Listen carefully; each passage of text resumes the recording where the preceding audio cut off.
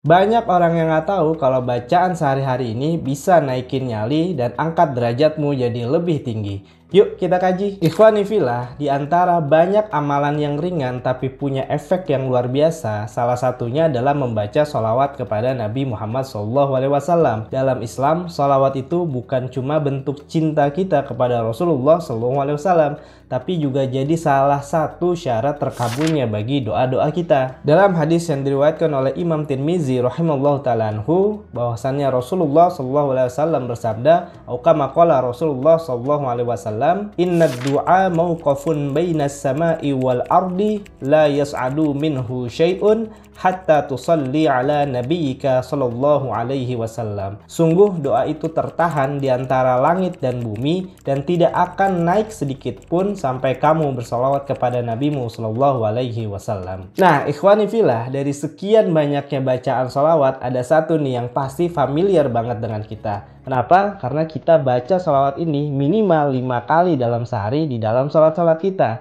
Apa? Salawat Ibrahim ya. Nah, berikut bacaan redaksinya.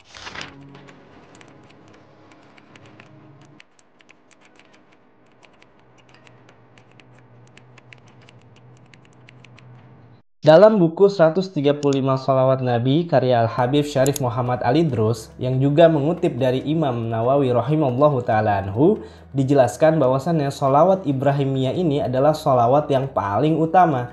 Dan ini bukan sekedar ucapan yang biasa, tapi bisa jadi kunci solusi bagi kehidupan kita semua. Selain sebagai pintu masuk bagi terkabulnya hajat-hajat kita, sholawat Ibrahimiyah ini juga memiliki beberapa fadilah. Nah, diantaranya adalah yang pertama, di saat kita merasakan takut, khawatir, atau cemas yang datang menghantui kita, atau ketika kita mau interview, mau bertemu dengan orang-orang yang penting, apalagi ketika kita menghadapi suatu masalah yang besar, maka bacalah 7 kali sholawat Ibrahimiyah ini. Insya Allah hati kita akan menjadi tenang dan keberanian pun akan muncul. Yang kedua, ketika antum ingin level up dalam hidup, ya ingin dapat posisi yang lebih baik, entah di pekerjaan, di pendidikan, atau mungkin di kehidupan sosial, maka bacalah sholawat ini 40 kali dalam sehari.